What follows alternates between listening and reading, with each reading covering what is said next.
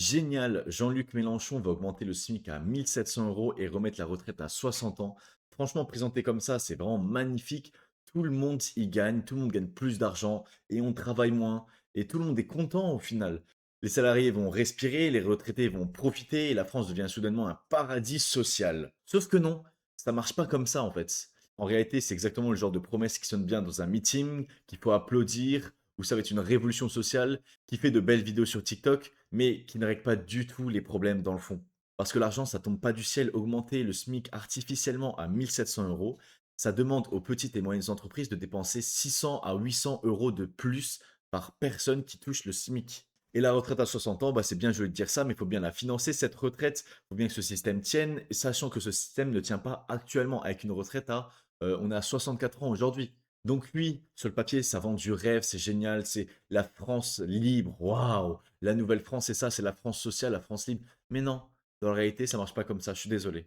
On va avoir des problèmes de dépenses, des entreprises qui vont plus recruter, des emprunts qui vont avoir des difficultés à être remboursés, et derrière une inflation qui va juste remettre le prix à ce qu'il aurait dû être de base. Et donc les personnes qui aujourd'hui gagnent 1500, 1600, 1700 euros net, eh ben, ils vont perdre tout cet avantage. Mais bon, on va arrêter d'en parler, je vais vous argumenter ça plus tard, on va regarder ce que Mélenchon a à nous dire. Nous avons droit à un débat présidentiel sérieux. Mhm. Cette élection ne doit pas se résumer à une compétition de lettres au Père Noël que les milliardaires feraient lire par leur porte-parole politique. Il est en train de dire que justement, on doit avoir un débat sérieux avec des propositions sérieuses. Et cette personne a des propositions qui n'ont aucun sens, qui ne marchent pas, qui ne servent à rien, tout ça pour du marketing, tout ça pour avoir des votes. Ni le championnat du mouvement de Menton contre les jeunes, les immigrés, les musulmans, ni la finale des tronçonneurs de budget public, ni le concours du plus grand report de l'âge de départ à la retraite. Donc là, premièrement, il nie les problèmes de l'immigration en France parce qu'il y en a. Secondement, il est en train de dire que, bah, justement, il faudrait pas découper les dépenses de l'État, il faudrait encore les augmenter. Mais est-ce qu'on est vraiment surpris par ce communisme? Parce que je le rappelle, LFI, c'est un parti communisme. Il veut augmenter les dépenses de l'État, il veut augmenter les régulations, il veut augmenter ce que l'État touche, ce que l'État fait. Cet homme-là est juste un communisme. Mais bon, on va quand même écouter ce qu'il a à dire. Ni la récitation du catéchisme des idées libérales qui ont déjà tant détruit le pays. Car la France est un champ de ruines sociales depuis Macron. Le macronisme. Mais pourquoi il y a un champ de ruines sociales depuis Macron? C'est pas d'ailleurs depuis Macron, hein, c'est déjà depuis bien longtemps, mais c'est parce que c'est pas bien entretenu. C'est parce que déjà, il y a de la corruption. Plus l'État possède d'argent, plus il délègue cet argent aux gens, plus il y aura de corruption. On a bien vu ça avec le CNC. Il y a une vidéo de Micode que j'espère que vous pouvez connaître et aller regarder cette vidéo sur la corruption. La corruption est partout. Partout où l'État détient de l'argent, partout où l'État transmet de l'argent à quelqu'un d'autre, il y a de la corruption. J'espère que vous avez entendu l'affaire de l'Union européenne qui donne de l'argent aux princes d'Arabie Saoudite parce qu'ils possèdent des terres en Europe et qui sont éligibles à recevoir des subventions. Mais bon, d'après lui, il faudrait plus d'État, plus d'État, plus d'État. Bien évidemment, c'est pas du tout parce que l'État, il fouille son nez partout qu'il y a des soucis. Non. Donc moi, je vous propose une retraite par capitalisation, c'est-à-dire qu'en économisant toute votre vie, en épargnant toute votre vie et en mettant cet argent pas sur un livret A, parce que le livret A, c'est de l'arnaque, sur le marché boursier, ça va vous aider à votre retraite à 60 ans, par exemple, d'avoir 300 000 euros de côté, 500 000 euros de côté, peut-être 1 million d'euros de côté. Ça va dépendre de combien vous avez épargné toute votre vie. Et en plus, la retraite par capitalisation, ça aide à justement les entreprises à avoir un fonds d'investissement. C'est-à-dire que l'économie va être boostée grâce à ça. Mais bon, cette personne-là préfère prendre l'argent des Français et la mettre dans des projets qui n'ont aucun sens. Mais bon, voilà, c'est le communisme en France, malheureusement. Ça se passe comme ça. C'est la gauche et l'extrême gauche en France, ils agissent de cette manière. Restera la régression sociale et la misère pour le plus grand nombre par l'accumulation des richesses dans quelques mains. Les 53 milliardaires possèdent plus que 32 millions de Français. C'est qui la personne la plus riche en France? C'est qui est? Bernard Arnault? Non, c'est l'État. L'État, en 2025, il a dépensé plus de 1700 milliards d'euros. L'État vous vole cet argent vous appartient à vous. Mais bon, Non, cette personne, qu'est-ce qu'elle veut? Elle veut plus vous taxer, que l'État ait encore plus d'argent et que c'est les milliardaires qui vous volent. Pas du tout, c'est l'État. Donc ce qu'il faut, tout simplement, c'est moins d'État. Et en ayant moins d'État, c'est comme ça que vous allez avoir plus de pouvoir d'achat, tout simplement. Pendant ce temps, 10 millions de gens sont tombés dans la pauvreté. 7 millions sont contraints à l'aide alimentaire. Alors chacun doit dire: Vous savez combien il y a de smicards en France? Il y en a 3 millions. C'est-à-dire que toutes les autres personnes qui parlent, il y en a qui travaillent, partiellement, donc ils font sûrement partie de cette catégorie et d'autres qui sont dans la pauvreté. Mais pourquoi? Parce qu'ils travaillent pas. Ils ne travaillent pas tout simplement. C'est pas juste parce qu'on touche à un SMIC à 1 400 qui d'ailleurs est au-dessus, de la donc si on a des pauvres en France, c'est pas parce qu'il y a des gens qui touchent le SMIC, c'est parce qu'il y a des gens qui ne travaillent pas. D'ailleurs, les gens qui travaillent pas, qui touchent le chômage ou le RSA, ils touchent des aides que les personnes actives payent. Donc vous, vous payez pour que des gens ne travaillent pas. Donc c'est-à-dire que toutes les personnes qui sont au chômage aujourd'hui, s'ils trouvaient un emploi, vous ne payerez pas ces 100 euros. De plus, vous pourrez me dire: «Oui, mais donc ça veut dire qu'il faut recréer, de l'emploi». Eh bah oui, bah comment on recrée de l'emploi? Très facilement, en arrêtant de taxer les entreprises. C'est tout simple, c'est tout simple. Mais cette personne-là, qu'est-ce qu'elle veut? Bah, c'est taxer les entreprises. Cette personne-là va créer du chômage. Elle veut une retraite nette à 1 700, mais combien de brut il va falloir payer lorsque toutes les personnes vont se retrouver au chômage? maintenant, dans son programme, quelle est la priorité? Ou bien les performances d'un système condamné, ou bien les besoins humains, et ce n'est pas du tout la même chose. Nous, nous réparerons les dégâts. Le SMIC passera à 1700 euros Une bêtise, hein. et nous créerons une sécurité sociale intégrale, gérée par ses cotisants. Qu'est-ce que ça signifie? Bon, là, il est dans un meeting, donc il fait le beau, il dit de grands mots, voilà, on est très social et cetera. Mais qu'est-ce que ça signifie? Comment ça va être géré? Est-ce qu'il y aura pas de fraude? J'espère qu'il y aura pas de fraude quand même. Le but, le but reste l'abrogation de la réforme des retraites à 64 ans. Ça aussi, hein, ça aussi, on va en parler de la retraite à 60 ans. Je vais vous montrer après des petits chiffres de pourquoi ce sont des mauvais choix de faire ça. Le retour à 60 ans. Et quand l'urgence est à la remise en ordre, en effet, des comptes de la sécurité sociale, nous le ferons en réorganisant ses ressources et qu'on se le dise, nous en reviendrons à autre chose que la TVA sociale qui sournoisement a été imposée par Macron et ses gouvernements. On a besoin de plus de détails. Qu'est-ce que ça signifie? Qu'est-ce que ça veut dire? Mais moi, franchement, j'ai super hâte, mais vraiment premier degré, j'ai très hâte qu'il sorte enfin son programme officiel pour 2027, qu'on puisse le lire en entier, en espérant que ça va pas être le même programme qu'ils nous ont sorti chaque année, chaque fois la même chose. Mais bon, encore une fois, on va le redébunker, hein. En réorganisant ses ressources, qu'on se le dise, pour nous, la sécurité sociale est un modèle. Nous voulons étendre son principe à d'autres domaines de l'existence. Vive la règle! Ça signifie quoi?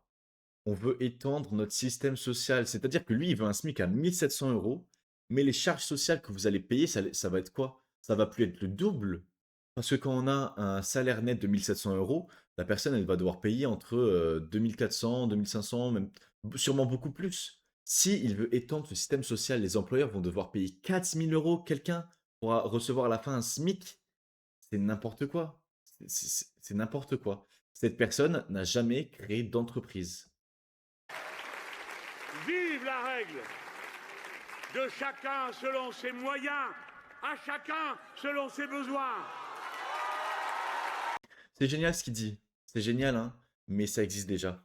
Donc là, maintenant, on va regarder de manière super simple de pourquoi c'est une mauvaise idée le SMIC à 1 700 et pourquoi c'est une mauvaise idée la retraite à 60 ans.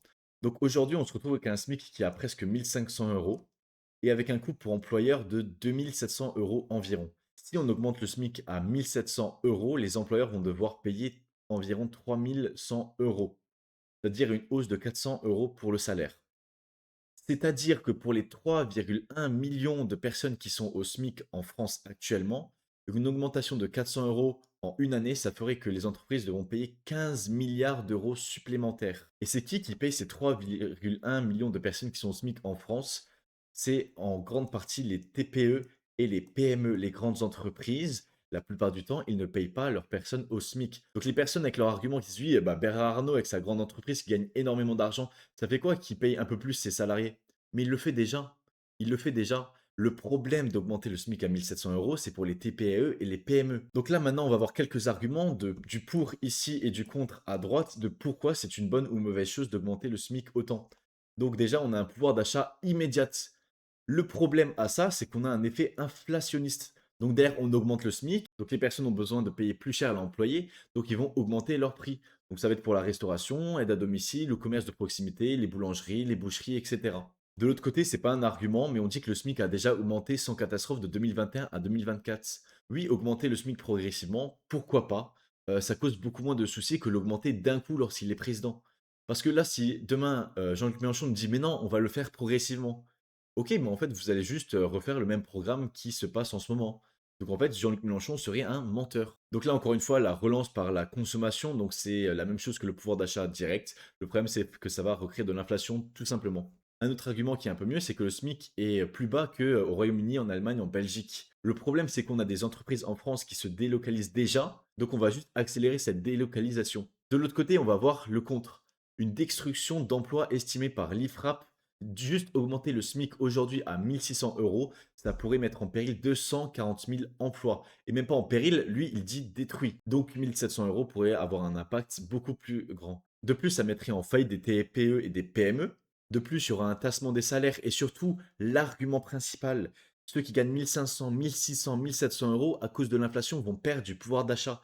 Donc cette mesure que nous propose Jean-Luc Mélenchon, ce n'est pas une mesure de gain de pouvoir d'achat pour les smicards, non, c'est une mesure de baisse de pouvoir d'achat pour les gens qui ne touchent pas le SMIC. De plus, les allègements de cotisations sont déjà au plancher. Ça veut dire que d'après ce qui a été dit par nos gouvernements, on ne peut pas réduire plus les cotisations. C'est-à-dire que le coût que va payer un employeur, il va être énorme et on ne pourra pas le descendre.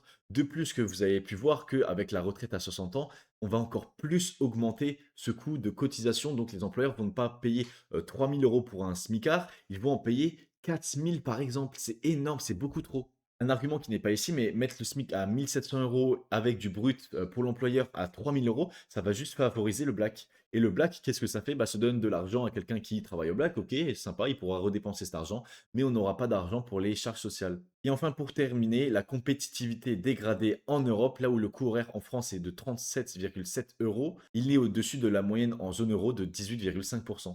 On passe maintenant à la retraite à 60 ans. Donc là, on a une petite évolution de comment a évolué la retraite dans le temps. En 1960, il y avait 4 actifs qui travaillaient juste pour un retraité.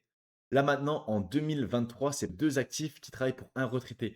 Et on a une projection du COR qui dit qu'en 2070, ça sera presque un retraité qui sera financé par un actif. C'est immense. En 1965, la durée moyenne de la retraite était de 15 ans.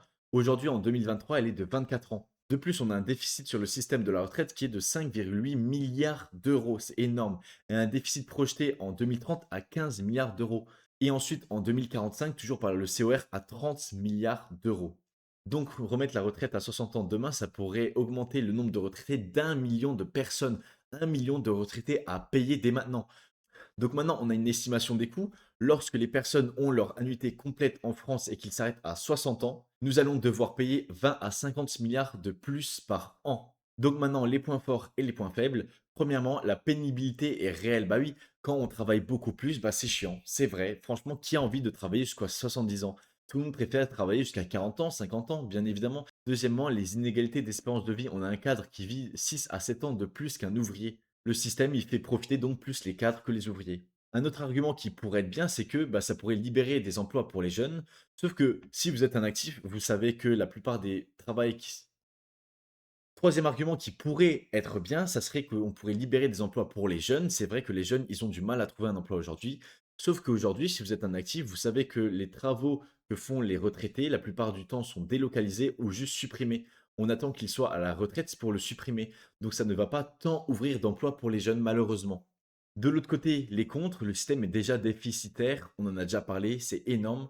Le mur démographique, en 1960, je le répète, c'était 4 actifs. En 2070, ça pourrait être un actif. Troisième argument, avoir des gens qui partent à la retraite beaucoup plus tôt, ça veut dire qu'on a beaucoup plus à payer, plus sur le long terme. Quatrième argument, on a l'argument libérer des emplois qui est démontré par l'OCDE et l'INSEE, qui dit qu'il n'y a pas de lien mécanique entre le départ des seniors et l'embauche des jeunes. Un autre argument, c'est que le financement proposé par LFI ne fonctionne pas. Taxer les revenus financiers des entreprises, comme c'est voulu par LFI, ça ne donne pas assez d'argent pour cela. Donc voilà, pour vous faire comprendre que la retraite à 60 ans, ça ne marche pas, ça ne fonctionne pas, c'est du marketing. Le SMIC à 1 700 €, ça ne fonctionne pas, ça ne marche pas, c'est du marketing.